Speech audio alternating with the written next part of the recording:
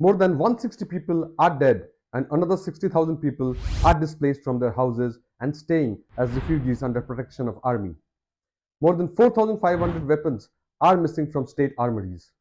In addition to the 29,000 strong state police, more than 10,000 federal companies, 15,000 Assam rifles and paramilitary are deployed in Manipur. For a state with a population of 3.2 million, this comes to an average of nearly one security person for every 55 citizens. In a tweet, former Lieutenant General and resident of Imphal tweeted, "The state is now stateless. Life and property can be destroyed anytime by anyone, just like in Libya, Lebanon, Nigeria, Syria, etc." The crisis has not yet subsided. Hi friends, this is Shanthan from Think Tank. In today's video, let us try to understand the ongoing Manipur crisis from historical, geographical, and political perspective. Do hit the like and subscribe button because this motivates us immensely to create such videos. Manipur, located in northeastern India, shares its borders with Myanmar to the east and south. The central region, the Imphal Valley, covers around 10% of the land and houses 57% of the population, mainly the Meitei group, mostly Hindus, and to a lesser extent the Pangals or the Meitei Muslims. The valley is encircled by hills covering 90% of the land and inhabited by 43% of the people. The Naga community prevails in the northern districts, while the Kuki community dominates the southern districts, both practicing Christianity as a religion. Naga and Kuki people have special privileges as scheduled tribes, while Meiteis are not given the scheduled tribe status and are restricted to only few Meiteis holding scheduled caste status. The Manipur Land Revenue and Land Reforms Act 1960 restricts non-tribal land ownership in tribal areas, preventing Meiteis and others from expanding into hill districts. Tribes, on the other hand, can settle in the valley, leading to resentment among Meiteis as tribals acquire land in the valley but they are not allowed to do so in the hills. Tribal groups, on the other hand, complain about Meitei dominance in both population and political representation. Among the 60 assembly constituencies, 19 are reserved for scheduled tribes, while the remaining 41 are open. In this unreserved group, 40 seats lie in the Imphal Valley, where Meiteis have historically held majority in the state's administration. The tribals argue that Manipur language is already enlisted in the constitution's 8th schedule, and segments of the Meitei community are classified as scheduled castes or other backward classes, granting them similar benefits like the tribe. Now, for understanding this pattern of distribution of the Manipur population, we need to understand the history of Manipur and how the three dominant communities, that is Meiteis, Nagas, and the Kukis, settled in Manipur. Around 33 AD, nearly 2000 years ago, Nongda Lairen Pakhangba emerged as the initial ruler of the Meitei kingdom, marking the beginning of Ningthauja dynasty. He is believed to be a human incarnation of the deity god Pakhangba. This era laid the foundation for Meitei society, and all Meiteis are considered descendants of King Pakhangba.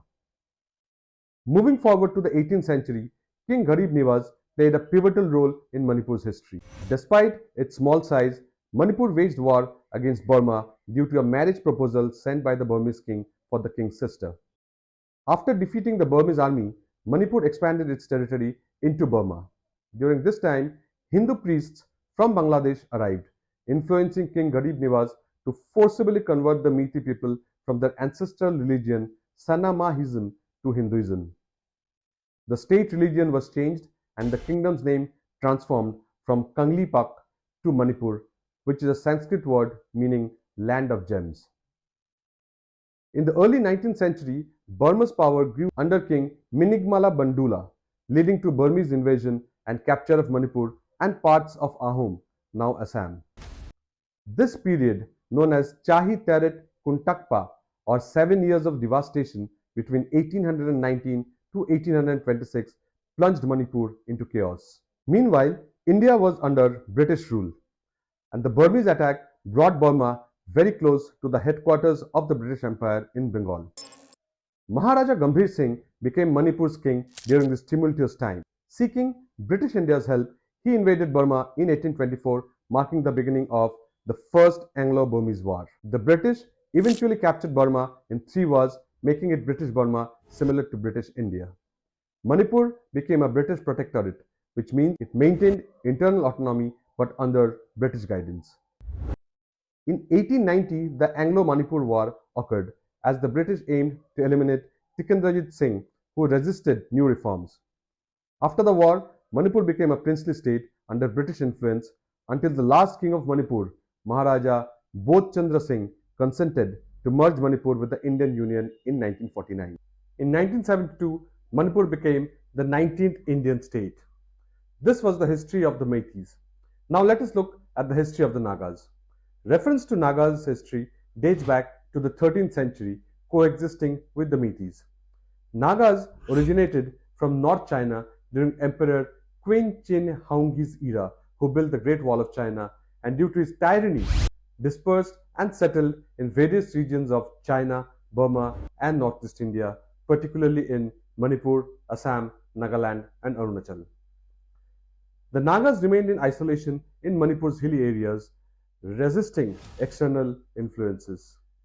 After the Anglo-Manipur War during 1890s, the British faced challenges in managing the Nagas, who frequently used guerrilla tactics to attack Britishers and the Meitei kingdom settled in the valleys of Manipur. To manage this, they settled tribes known as Kukis from Chin region of British Burma and settled them along the borders of Manipur. This is how the Kukis came to Manipur for the first time. Another round of migration occurred during the Imphal War, when the Britishers again placed many Kukis along the Manipur border to fight against Japanese forces. This was how the Kukis settled in Manipur, and as we can understand from the history, that they came to Manipur just over 100 years back, whereas the Meiteis and Nagas have been here since the last 2000 years. Coming back to the current scenario, let us first look at the demographic change of Manipur over time.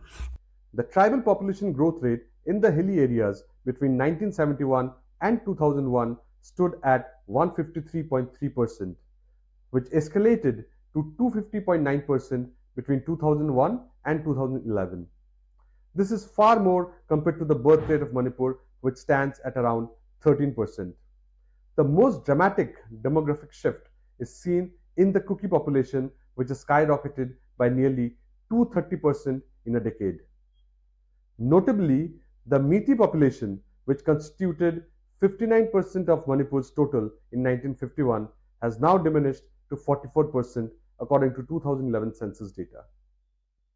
This surge is attributed to illegal immigration of Kuki-Chin groups from Myanmar, reshaping the state's entire demographic landscape. But the question is, how did the Kukis enter Manipur? Manipur shares a 390-kilometer border with Myanmar extending east and southward. Unlike the fenced borders with Pakistan, this region boasts a porous border. India and Myanmar have established a free movement regime, FMR, permitting residents within 16 kilometers on either side of the border to travel up to 16 kilometers with a border pass, staying up to 2 weeks per visit. The Chin state of Myanmar, which is considered the original place of the Kuki tribe, shares its boundary with Mizoram and Manipur. Because of the political disturbance and army rule in Myanmar since 2021, there has been massive migration of Kukis into Manipur.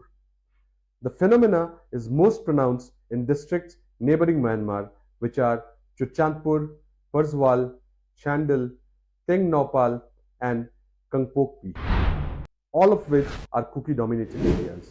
So what changed in 2023 and how did the violence start? In the 2022 Manipur election, BJP secured victory in 32 seats out of 60, which marked a significant departure from the 15-year-old rule of the Indian National Congress. Among these 32 seats, 7 were Kuki MLAs and 25 represented Meitei MLAs. The newly elected government, led by Chief Minister Shri N. Biren Singh, set forth several agendas with specific areas of focus and timeline. Number 1, safeguarding Meitei territorial integrity. Number 2, addressing issues related to illegal immigration. Number 3, combating poppy cultivation, drug smuggling, and arms trafficking. And number 4, controlling militant groups to ensure law and order in Manipur. These agendas were important because of three prime reasons. The first one being, of course, political. BJP has 25 meaty MLAs, so in order to maintain their majority, it was imperative to support the long-standing demand of meaties for scheduled tribe status. Number two, national security. There are almost 32 Kuki militant groups operating in Manipur. They demand a separate state for the Kukis. These militant groups are responsible for bringing in the Kuki migrants, providing them with language and combat training in their camps, and also using the illegal migrants as a labor force for poppy cultivation, arms running, and drug trafficking. Number three, implementation of Look East policy. Stability of Manipur is very crucial for implementing of major government initiatives, particularly the Look East policy. Under this policy, the government aims to cultivate robust economic and strategic ties with Southeast Asian nations. This would have two effects. Number one, elevate India's status as a regional power, and number two, combat the strategic influence wielded by the People's Republic of China. Anchoring this policy is the India-Myanmar-Thailand road connectivity, a monumental 1630-kilometer highway linking India and Thailand via Myanmar. This road's potential to stimulate trade and commerce with the Asian-India Free Trade Area is immense. Moreover, this region serves as a conduit for trans-Asian railway connectivity, a railway freight network seamlessly uniting Europe and Asia. Without a doubt, Manipur's geographic position emerges as a pivotal factor requiring government attention to preserve regional stability. The current Chief Minister, Sri N. Biren Singh, undertook the following significant drives.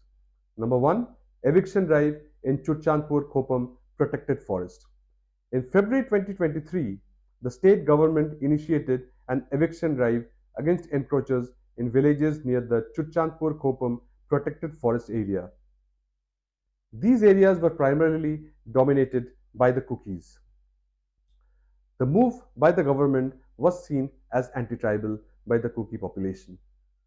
Number two, suspension of operation.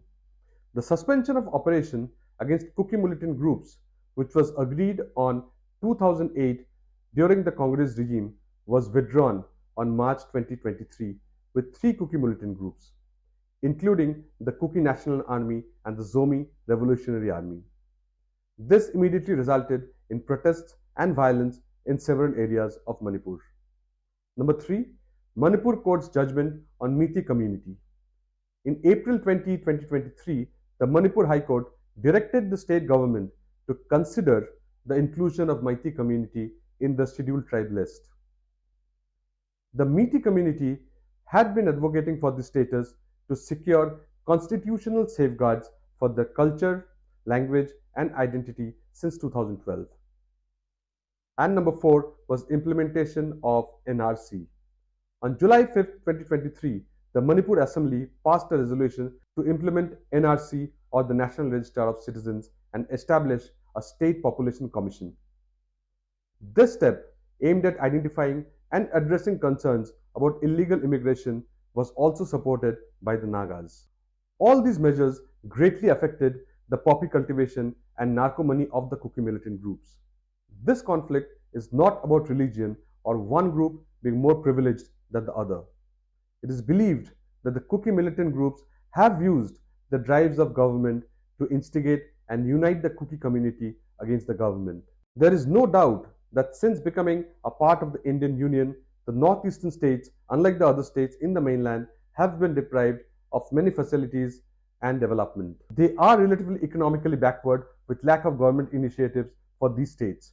Considering the historical and geographical background of these states, the government must handle the issue with empathy and strive towards ensuring a better life for its citizens.